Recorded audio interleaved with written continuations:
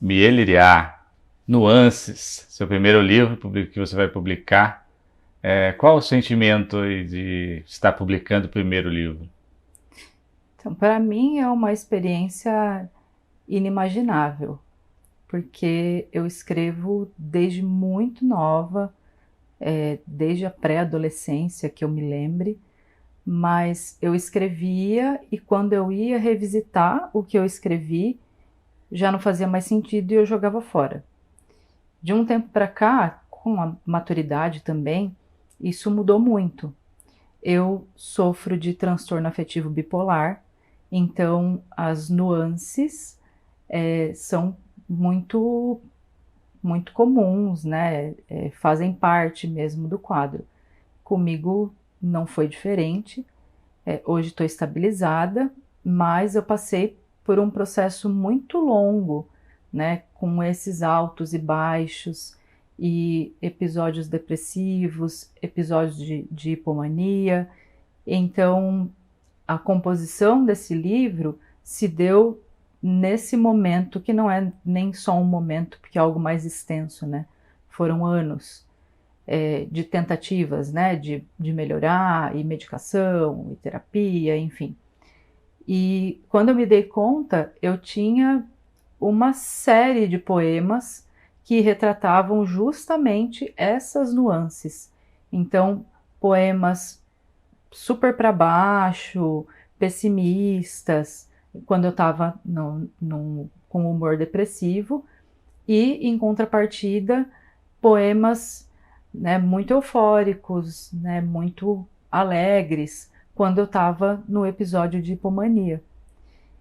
E daí foi que nasceu a ideia de realmente concretizar, né, esse livro, né, colocar mesmo no papel e um compilado todos esses sentimentos que me invadiam e me invadem ainda, né, o tempo todo. Assim, né? Quando eu escrevo o livro, eu escrevo vários poemas, né? E aí depois eu falo assim, eu vou fechar um livro agora de poemas, estou com vontade de fazer isso. E aí eu vejo uma necessidade de falar sobre algum tema, né?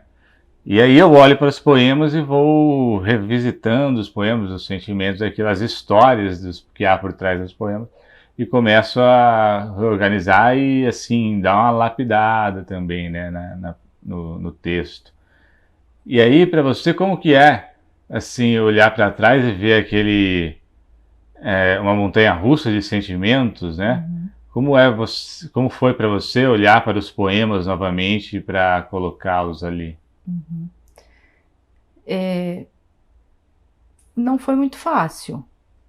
Por outro lado, foi muito libertador, porque até agora eu continuo relendo todos esses poemas.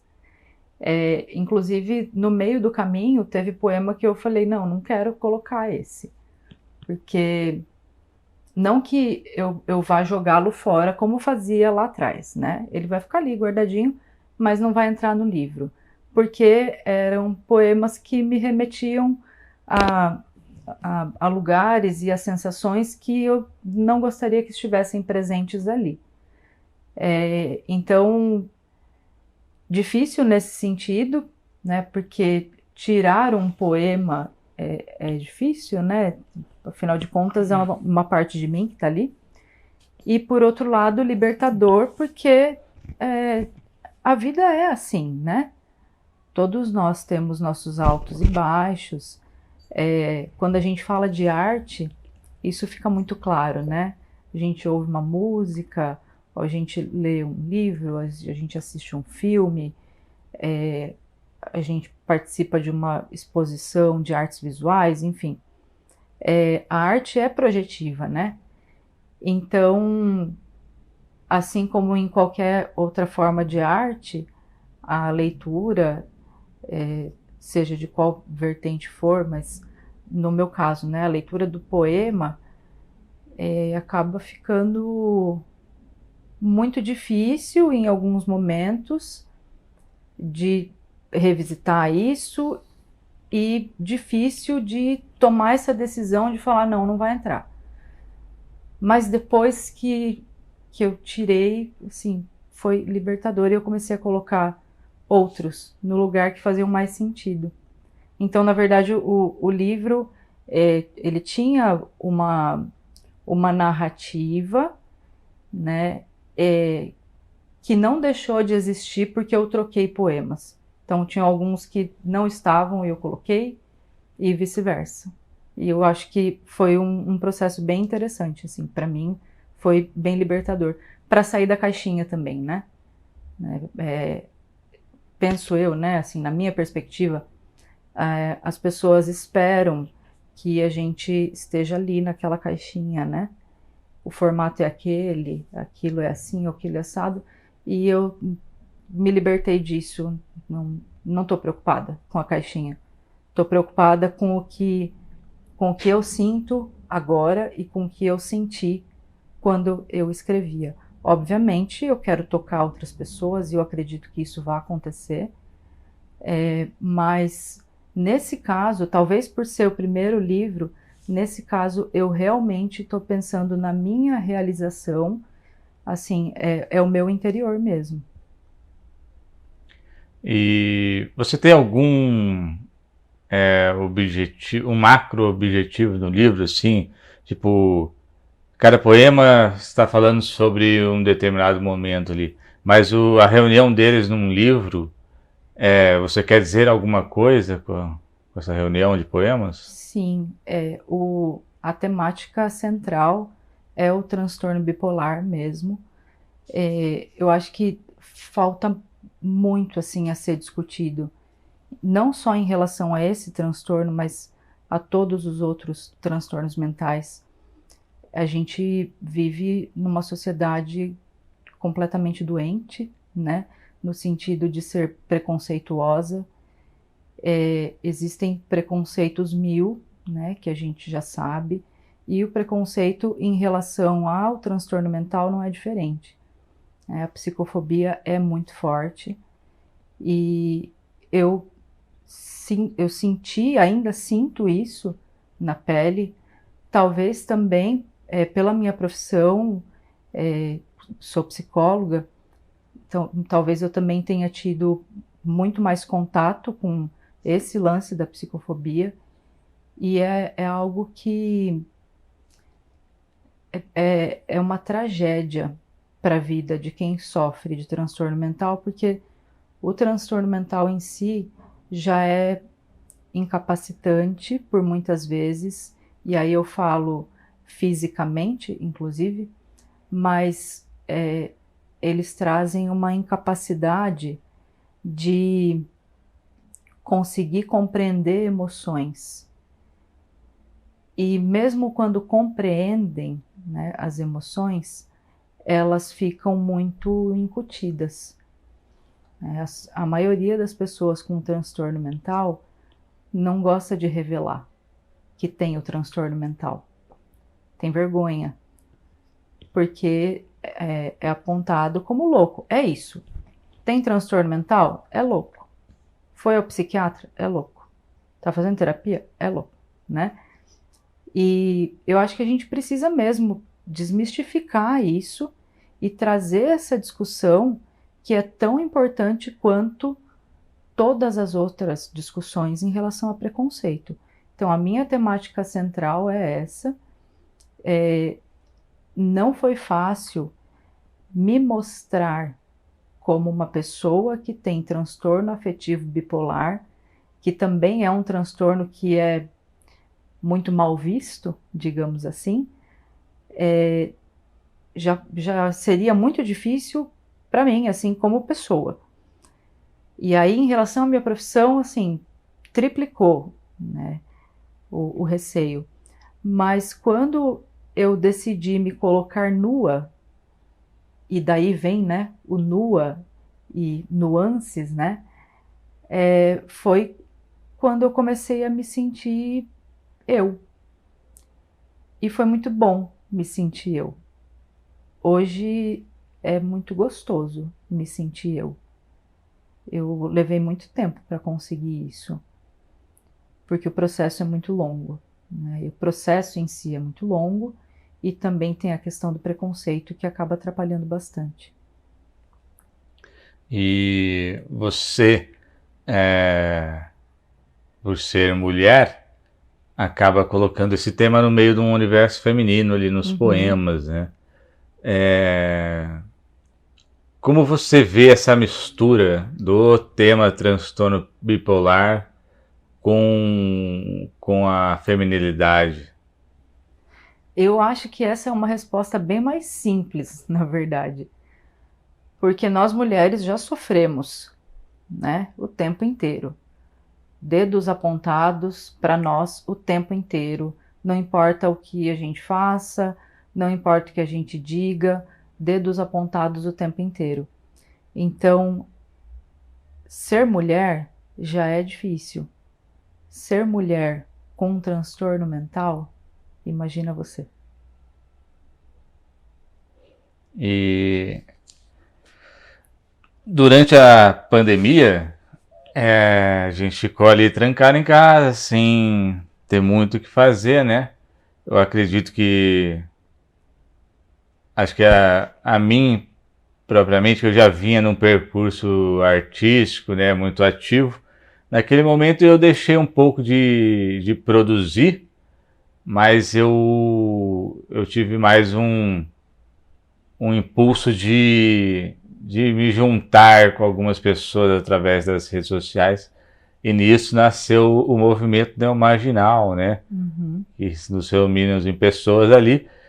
Muitas pessoas que não estão inseridas em bolhas artísticas, em panelas, e por esse e espalhadas pelo Brasil, nos interiores, né? Então, muitas pessoas que estavam em crise com esse lance, se é artista ou não é, o que estou fazendo aqui, tipo, que nada acontece com o meu trabalho e tal. Então, dentro disso, acabou reunindo artistas com um trabalho muito bom, mas também com conflitos psicológicos grandes, né? Uhum. Mas nasceram coisas, além das confusões ali de relacionamentos, nasceram coisas bonitas, né? Temos 2 livros já com selo neomarginal, que é o livro do Henrique Pitt e o meu livro de contos também, né? E há pessoas desse projeto inserida no trabalho do seu livro, na construção do livro, né? Uhum. Desde do Zé, do Henrique Pitt, do prefácio que eu escrevi, eles fazendo as fotos aqui, a Grazi, Brum, né? Então eu queria que você falasse um pouco sobre a importância do movimento para até chegar aqui nesse momento. Uhum. Foi fundamental, porque, bom, principalmente durante a pandemia, mas foi anterior a isso, lá por volta de 2014, mais ou menos, foi quando eu tive uma crise muito forte. E o meu refúgio, né, foram as artes. E aí eu falo foram as artes porque foram linguagens diferentes, né? Eu comecei a pintar muito, eu comecei a cantar, eu comecei a escrever, né? Comecei a escrever, não, né? Recomecei a escrever, porque houve um período em que eu parei. Então eu fui explorando diversas formas de arte. E que ali na pandemia, que estamos lá em 2014, né? Mais para frente lá na pandemia, isso se intensificou muito mais. Porque eram muitos sentimentos, eram muitos pensamentos, enfim, era um turbilhão de coisas e que eu precisava colocar para fora. E que para mim, terapia não era suficiente naquele momento. Eram conteúdos que eu conseguiria, ou eu consegui, né, expressar somente através das artes. E quando eu entrei para o movimento neomarginal, isso me abriu muito assim a cabeça, me trouxe um outro horizonte, tanto que se esse livro está sendo lançado agora, eu atribuo muito ao movimento neomarginal, mas principalmente por algumas pessoas que assim foram fundamentais. E aí eu falo do meu companheiro, Zeca Alencar, que, bom, está inserido em absolutamente tudo o que eu faço na vida, que é o meu companheiro na vida, meu companheiro na arte da vida.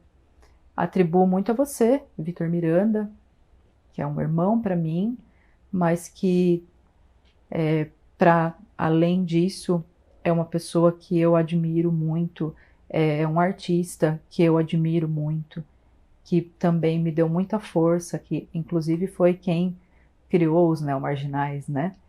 E aí vem o Henrique Pitti também, que é um cara genial e que eu também tenho uma admiração profunda, assim, ele é um escritor incrível, ele é uma pessoa incrível, que também foi fundamental. A Grazi, que você citou, a gente teve muita troca. Tive muita troca com várias pessoas, assim, mas com algumas pessoas a troca foi um pouco mais intensa.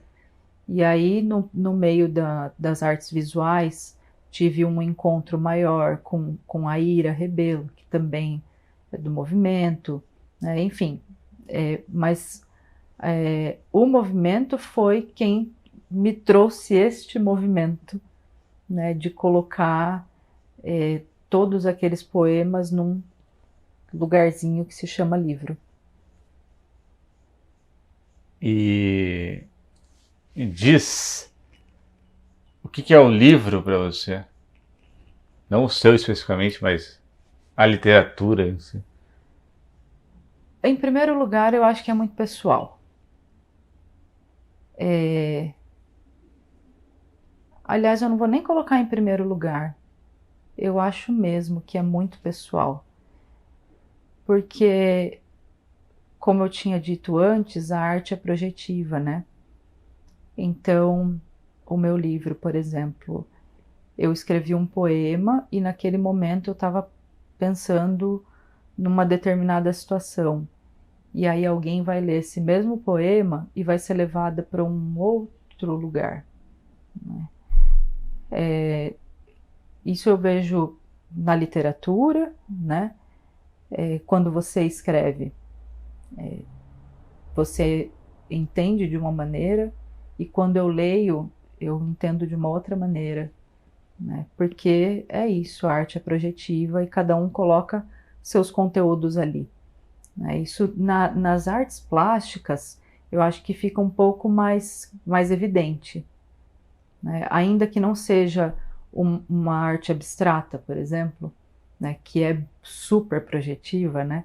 Mas ainda que não seja uma arte abstrata, os meus conteúdos vão sendo colocados ali e eu enxergo da maneira como eu posso enxergar, né? Então, acima de tudo, eu acho que é muito individual.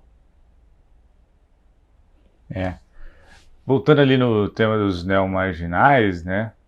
Eu acho que assim, o meu ímpeto para dar início ao movimento foi as viagens que eu fiz por aí nos interiores do Brasil, do Paraná, do São Paulo, de Paraná, principalmente, de Minas, e acabei conhecendo artistas nesses lugares do interior, né? Acho que três pessoas que me levaram a fazer bastante esse movimento foram você e o Zé, e o Tuxê, que é um amigo meu que mora lá em Cornélio Procópio, que eu vejo a dificuldade de você estar num lugar interiorano, numa cidade pequena, onde a força das igrejas são bem maiores do que numa metrópole, porque ela está meio que impregnada na cidade inteira, não só, né, em alguns lugares, porque em São Paulo você tem um grupo de artistas muito grande, então a rede é maior. No interior não, porque as pessoas que se jogam, elas acabam saindo de lá. As pessoas que criam umas raízes muito fortes com família ou com amor, elas acabam permanecendo ali, né? E acabam não tendo pertencimento naquele local, porque não tem sequer ambientes onde ela pode exercer seu ofício, ou exercer várias situações do ofício, que é as conversas e tal, os encontros. Aí queria que você falasse um pouco sobre isso, sobre a cidade. Uhum. Bom, foi pensando muito nisso mesmo que eu decidi que o lançamento do livro vai ser em formato de sarau, porque tem muitos artistas no Vale do Ribeira, sabe? São muitos, mas não se conhecem. E eu achei isso assustador, assim, porque eu ainda estou buscando escritoras, né, no Vale, e a gente não se conhece. Poucas se conhecem. Em relação ao universo masculino, assim, se a gente for pegar, a gente fez esse cálculo, né? A proporção de mulheres que conseguem, conseguem escrever um livro e publicar, né, em relação aos homens, assim, 10%, sabe, de mulheres conseguem.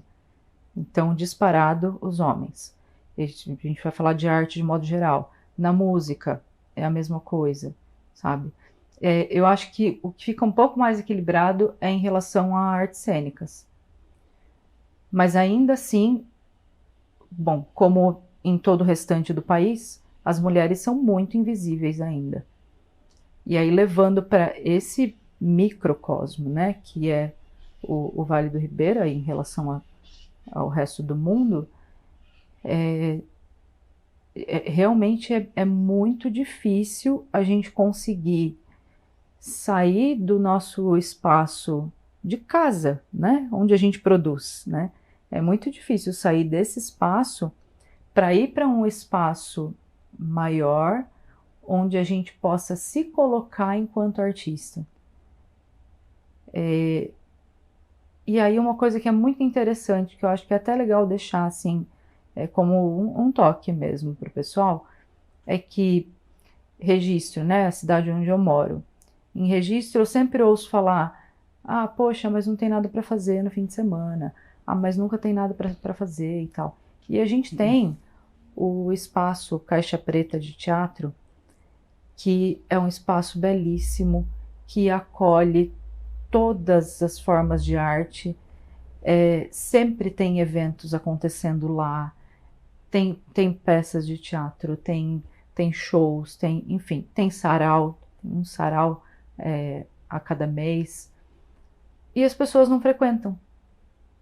Então eu fico impressionada mesmo com esse lance de, ah, mas não tem nada. Não, mas tem, tá aqui, né? Mas as pessoas não acessam. Então, não tem nada. Não, tem, mas elas não acessam. Então, elas falam que não tem nada. Então, é muito complicado isso. Mas, em relação ao que eu estava falando do formato do sarau, a minha ideia é compartilhar do espaço, que inclusive vai ser no Caixa Preta, mas é compartilhar aquele espaço com outras mulheres. Eu não vou estar sozinha lá. E eu nem quero. Né? Eu quero que todas as outras mulheres estejam ali comigo. E que elas estejam comigo, né? Juntas, lado a lado. Não sou eu e as mulheres, as outras artistas, não. Somos todas mulheres artistas. E esse foi um sonho meu mesmo. E quando eu pensei em realmente publicar o livro, já me veio isso de não estarei sozinha, né? Então vão ter várias mulheres de diversas vertentes de arte que vão estar presentes lá para compor um evento, né, que não sei se as pessoas vão dizer, poxa, não acontece nada aqui, e aí o sarau vai acontecer e elas não vão aparecer? Não sei, né? Mas eu espero que até lá as pessoas já comecem a perceber que aquele espaço, sim, existe e que ele é plural. Porque tem isso também. No interior tem isso também. Porque muitas pessoas, infelizmente, muitas pessoas não se sentem pertencentes ao lugar. O Vale do Ribeira é uma região muito pobre, na questão financeira, né? Mas é uma região riquíssima, né? Em termos de belezas naturais e tal. Mas a gente percebe muito, até em relação ao Sesc, que tem muitas pessoas que são da periferia e que não frequentam o Sesc. E aí é um lance assim de que é como se não se sentissem pertencentes.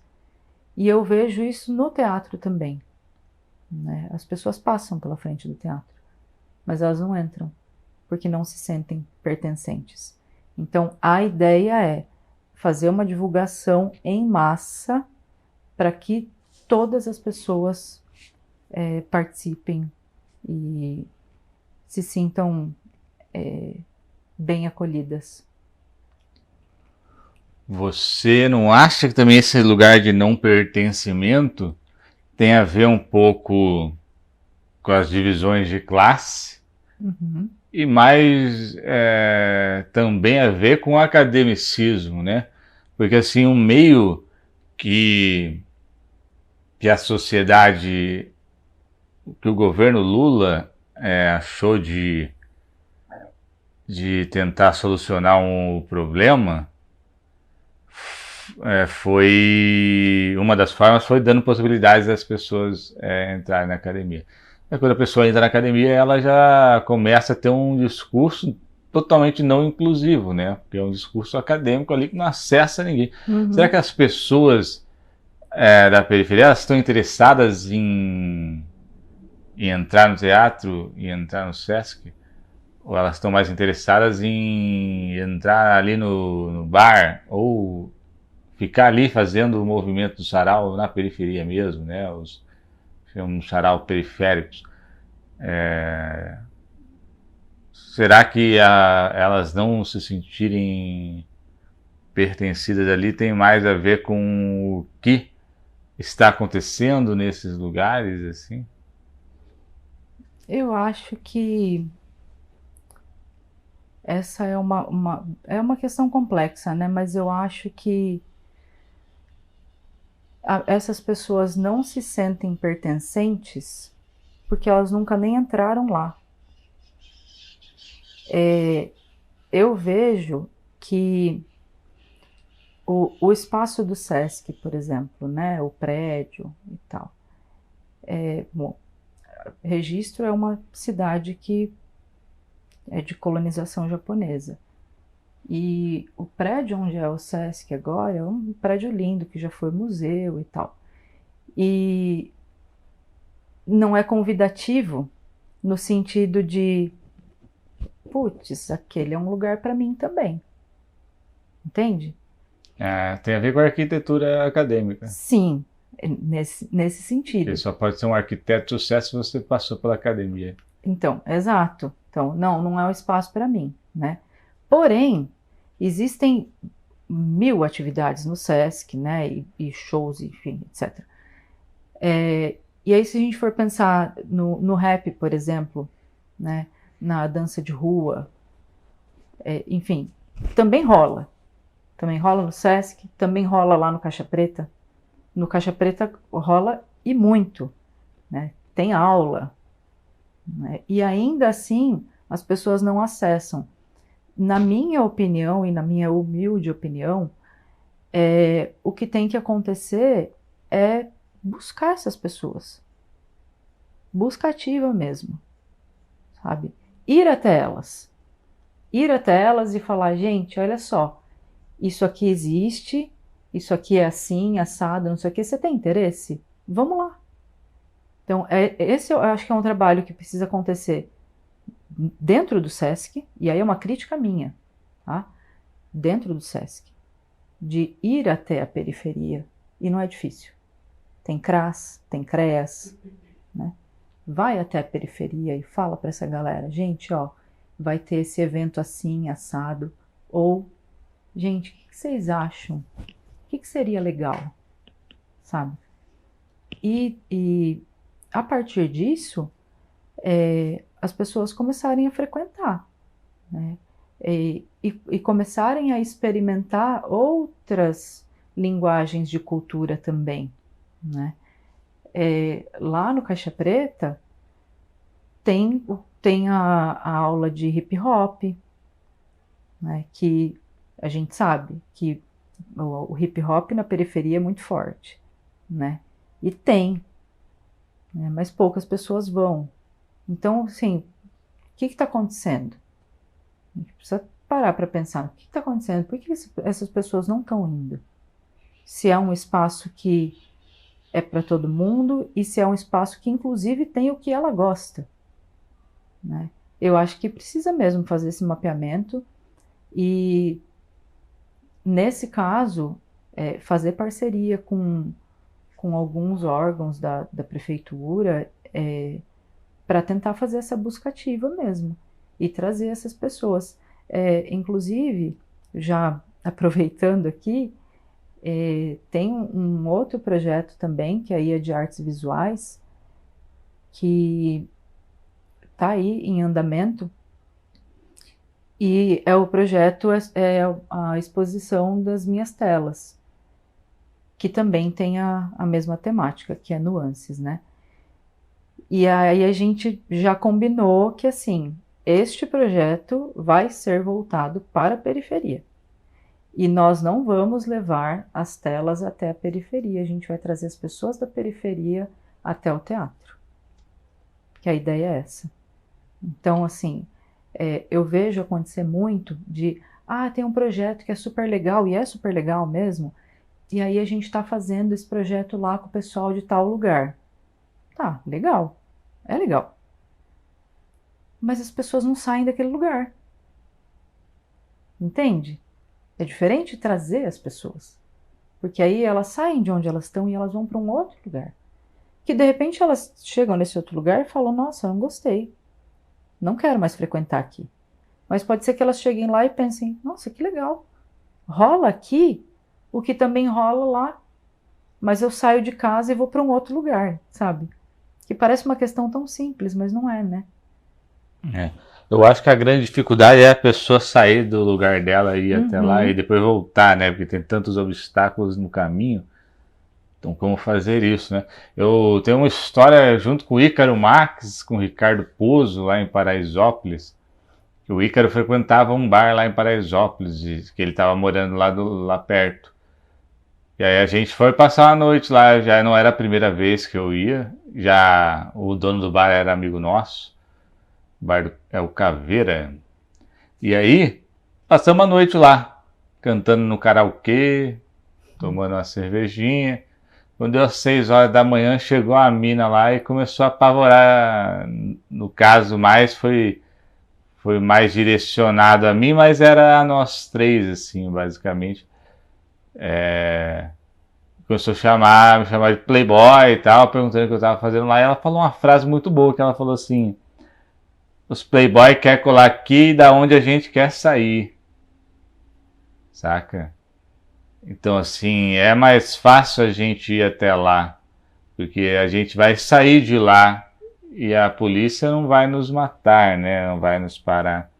Agora, para aquela menina sair de lá, atravessar esses obstáculos e chegar num lugar onde ela vai ser humilhada, é bem mais difícil do que eu colar lá e passar a noite lá e de repente alguém chegar e me chamar de playboy e falou, vai embora daqui, então.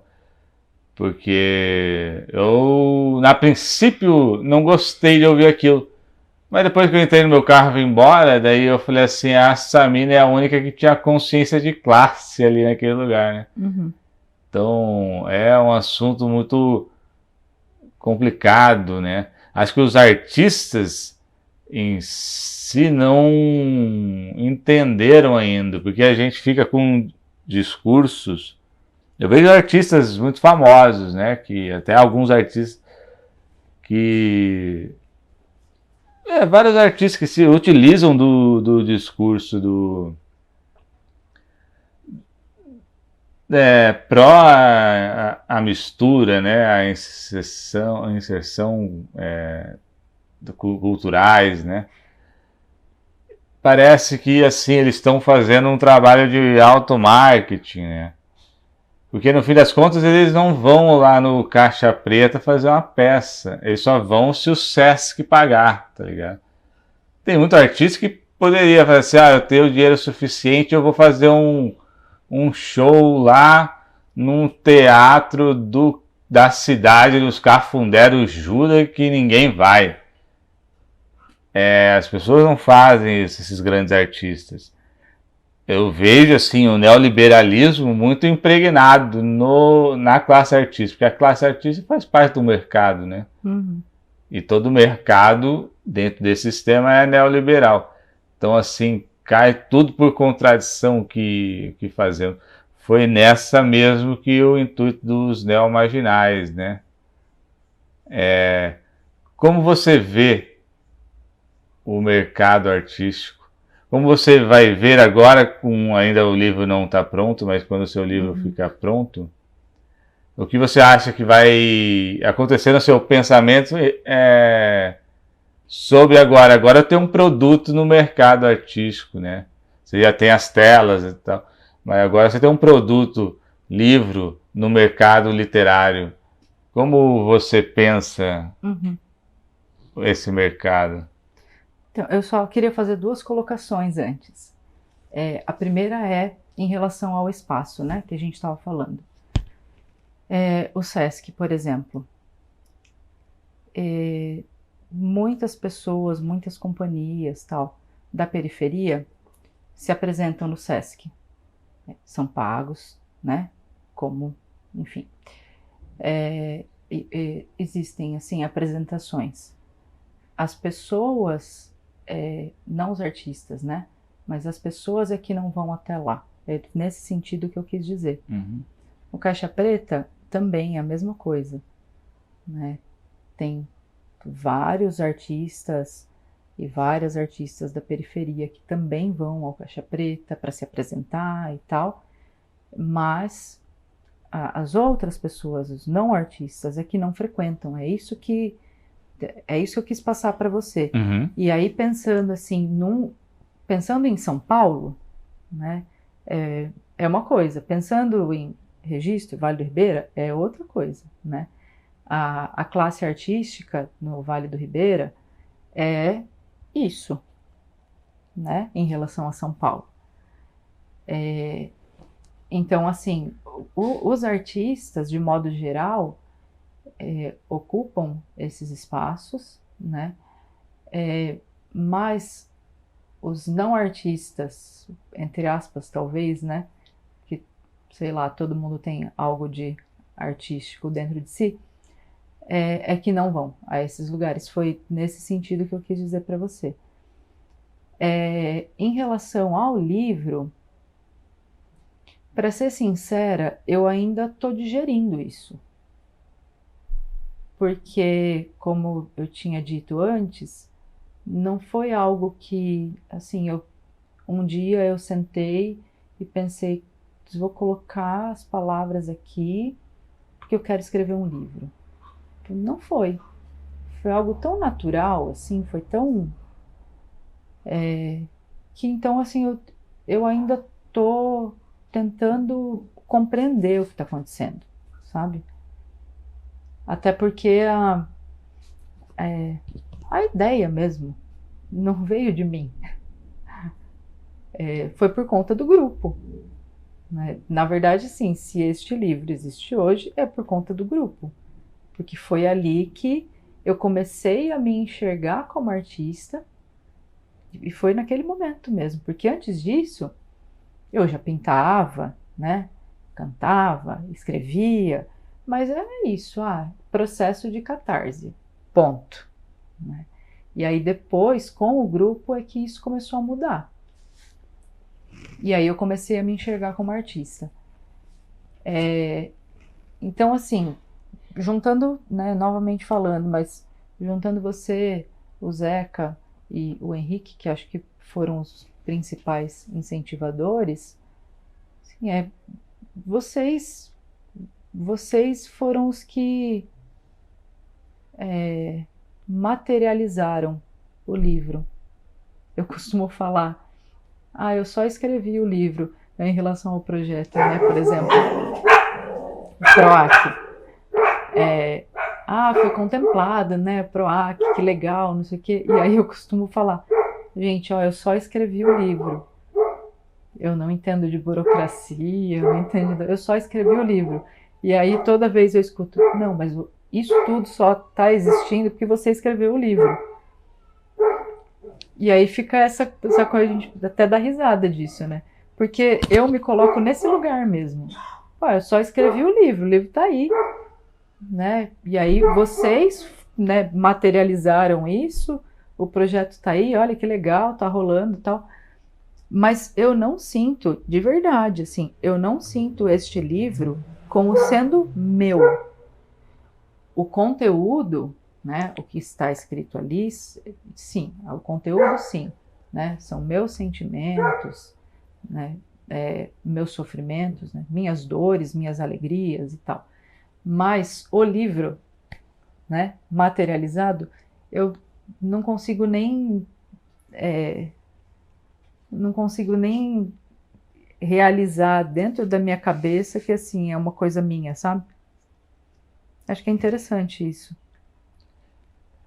É interessante, eu acho, né? Eu, como já passei por alguns livros e dois livros fiz de forma independente, então eu fui meio que o editor geral ali do livro, né? É um momento que, assim, todo o seu sentimento começa a virar um produto realmente, né? Com forma física, papel. E aí você começa a colocar pessoas que você confia naquele projeto, né? E aí as Uhum. pessoas, tipo, eu olho assim, por exemplo, as pessoas que trabalham comigo, que é realmente uma outra forma artística de se colocar, né? Tipo, a diagramação, por exemplo, né? Uhum. As ilustrações, Fernanda Benchais fez a ilustração do meu último livro, então Maravilhosa. é muito interessante isso, né? Como você começa a escolher as peças que vão estar ali com você no seu livro, né? Uhum. E agora eu, né, acho que a gente está fazendo meio que um prosa com poeta especial sobre o seu Pois é. livro. Vou aproveitar e perguntar aqui algumas outras coisas que eu costumo perguntar no prosa com poeta. Poesia, ninguém gosta de poesia a não ser. Eu nem sei se os poetas gostam de poesia ou se Pois eles é. gostam do próprio ego ou dos próprios poemas, entendeu? Mas assim, o que é a poesia? Não, eu só vou fazer uma colocação em relação ao que você falou, porque eu conheço várias pessoas e elas não percebem, né? Mas são várias. Eu conheço várias pessoas que elas leem um poema como se não fosse nada. Tipo, pá, pá. Só que se é algo que ela escreve, aquilo é magnífico, sabe? E aí eu fico me perguntando, essa pessoa gosta de poemas? Que é o que você falou, né? Ela gosta de poemas ou é ego? Não, o dela, ok, né? Eu acho, sim, para mim, poema é uma forma de expressão muito profunda, né? A meu ver, e em relação ao que eu sinto, né? É uma forma de expressão muito profunda, porque, claro, tem pessoas que escrevem poemas que são um pouco mais objetivos, né? Mas alguns poemas, eles trazem os sentimentos de forma muito sutil, né? Requer um pouco mais de reflexão. E aí algumas pessoas não gostam. Então, outras gostam justamente desses, que trazem, né, as entrelinhas e tudo mais. Só que eu vou voltar lá atrás, Vi, e eu sempre vou falar isso, a arte é projetiva. Né? Se uma pessoa lê um poema e não gosta, é algo nela, é algo que tocou nela e que não foi legal. Não necessariamente porque ela ache que o poema não é bom. Pode acontecer também. Ela pode ler e falar, putz, esse poema não é bom. Né? Mas, de modo geral, vem sim esse lance que é muito pessoal e que é interno mesmo, de se encontrar ali de uma forma desconfortável, né? Eu acho que tem muito isso. Agora, as pessoas que escrevem poemas gostam de poemas? Não sei, eu gosto. Mas não é de qualquer poema que eu gosto. Então, de modo geral, sim, eu gosto de poemas. Mas tem vários que eu não gosto. E tudo bem também, né? O fato de eu não gostar não significa que é ruim. Só significa que eu não gostei. Eu acho muito. Eu ouço muito em relação à música isso. Ah, eu gosto de música boa. Então eu quero morrer com isso. Que como assim eu gosto de música boa? O que é música boa? Quer dizer que o que você gosta é bom? E o que o outro gosta não é bom? Né? Dependendo, com certeza. Não, não, nunca, nunca. Porque é se colocar num lugar tão, tão superior que é assim, é música boa. Então, o que é música boa? Para mim, sei lá, Belchior, né, Cartola e tal. E aí uma outra pessoa fala, não, eu gosto de música boa, que para ela sei lá, Anitta, né? Enfim, tudo depende de quem está ouvindo, né? E eu acho que é se colocar num lugar de superioridade quando fala isso é bom ou isso não é. Não, isso é bom para mim, né? Ou não é bom para mim. Então, eu gosto ou eu não gosto. Dizer que é bom ou é ruim é outra história. Me diz uma coisa, o que é a infância? Hum.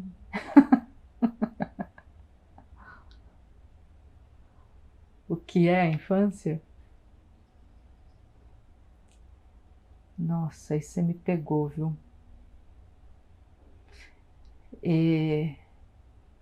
Eu acho que a infância é um estágio da vida que nunca sai de dentro da gente. Acho que é isso. Profundo. E agora, depois dessa entrevista toda, agora já quase finalizando o livro, e diz então quem é Mieliriá. Ai, Mieliriá, é isso aqui, né? Eu sou uma mulher que sofre com um transtorno bipolar, vivendo nessa sociedade machista, misógina, psicofóbica, mas que aos trancos e barrancos foi se colocando, né, no mundo, primeiro se aceitando no mundo interior, para depois se colocar para o mundo exterior, e principalmente através das artes. Nis da Silveira já cantou essa bola há muito tempo, né? A arte é curativa mesmo. Então, Mieliriá é uma mulher que sofre de transtorno bipolar e sofrerá para sempre. É algo que não tem cura, só dá para estabilizar, e é o que está acontecendo comigo agora. E que está aí se colocando, né, nas artes, buscando um processo de cura, né? Então, para Mieliriá, esse lance todo de realmente alçar voos, né? Pelo menos nesse momento, não posso dizer depois, mas nesse momento não faz parte do meu projeto, sabe? Eu quero que pessoas que estão aqui em volta de mim, pessoas que estão aqui à volta, que essas pessoas percebam que elas também podem, sabe? que elas podem ser quem elas quiserem, que elas podem ser artistas, ou que elas podem ser arquitetas, ou que elas podem ser auxiliar de pedreiro, ou elas podem ser o que elas quiserem, ainda que sofra de um transtorno mental. Então, Miele Iriá, neste momento, é esta mulher que está dizendo para todas as pessoas que sofrem de transtorno mental que elas podem ser o que elas quiserem. E Miele Iriá é também uma mulher que está dizendo para as pessoas que não sofrem de transtorno mental que elas precisam abraçar quem precisa. O abraço é curativo. Isso aqui, ó. Sabe? Vai dar tudo certo. Eu tô do seu lado. Eu vou ficar com você. Vai dar tudo certo. Isso é curativo. Então, se você sofre de transtorno mental, procura ajuda. Não tem nada de errado nisso. Não é vergonha. A gente precisa mostrar para a sociedade que não é vergonha. E você que não sofre do transtorno, abraça. Abraça, porque esse abraço pode ser... Esse abraço pode salvar uma vida. Literalmente. Literalmente. Salvar uma vida. Você sabe que você não será para sempre uma mulher com um transtorno bipolar, porque um dia quem irá te abraçar será a morte. Uhum. E eu vejo, tem alguns amigos que sofrem com depressão e transtornos, e muitas vezes quer que a vida acabe, mas se pela de medo de morrer. Uhum. Você tem medo de morrer? Eu morro de medo de morrer. Sabe que, olha, mesmo nos períodos assim de depressão profunda, tive ideação suicida, mas imagina, morrer dá trabalho. Eu tô falando por mim, tá? E até vou colocar um pouco aqui de ironia, talvez, para dar uma quebrada, né? Mas porque era assim, eu tinha ideação suicida, e aí eu pensava, gente, mas se eu for fazer de tal jeito, também não vou ficar dando ideia aqui, né? Mas se for fazer de tal jeito, puta, meu, aí vai ser assim, assado, vou sofrer, não sei o que, não sei o que, não sei o que. Tipo, meu, sofrer eu já tô sofrendo, sabe? Então, se for pra eu me matar num processo que vai me fazer sofrer pra caramba, eu sofrer, já tô sofrendo, então não quero, né? Enfim, e aí isso é uma coisa que é muito comum. As pessoas, quando pensam, né, em suicídio, a maneira como vai fazer e tal. Mas a principal colocação que eu quero fazer é: ninguém, nenhuma pessoa da face da Terra quer se matar. Qualquer pessoa que pensa em suicídio pensa em matar o que ela está sentindo, não é em tirar a vida dela. E era isso que eu estava tentando fazer também. Quando eu pensava em suicídio, eu não queria morrer. Eu não queria deixar o Zeca, por exemplo, que é a pessoa com quem eu compartilho a minha vida há 12 anos e que, você bem sabe, é uma pessoa extremamente iluminada e não tenho nem palavras para falar sobre ele. Mas eu não queria perder isso, sabe? Se eu me matasse, eu ia perder isso. Então eu não queria perder a minha relação com ele, a minha relação com meus pais, com os meus amigos. Mas eu estava muito sufocada. Eu não conseguia mais... eu me sentia muito desconfortável dentro do meu corpo. E eu queria acabar com isso. Então, na verdade, não é... Eu não quero tirar a minha vida. Eu quero tirar o que eu estou sentindo. E aí, por muitas vezes, o que acontece é que as pessoas perdem a mão, né? E aí, de fato, acabam concretizando. Mas, em primeira instância, ninguém quer morrer. Ninguém. Tem uma... Vou fazer uma piadinha boba. Mas tem uma piadinha que meu pai conta, né? Ele fala que o pessoal tá na igreja, né, e tal, e aí o, o pastor ou o padre, tanto faz, pergunta: quem quer conhecer Jesus? Aí todo mundo: eu. Quem quer conhecer agora? Não é isso, né? Quer morrer? Não, não quer. Quer conhecer Jesus? Aham. Mas agora? Não precisa, né? Acho que é isso. Que bom, porque ninguém jamais conhecerá Jesus, tampouco Deus, porque não existe. Mas não há nada, sendo irônico agora, não há maior fracasso do que um suicida preguiçoso, né? Então, Ai, meu Deus. a Isso renderia entrevista, uma entrevista gigantesca. a entrevista sempre acaba na morte, assim como a vida. Então, adeus. Não, não. Preciso colocar uma coisa. Entendi o que você quis dizer, mas Jesus não existe e Deus não existe para você. Tola.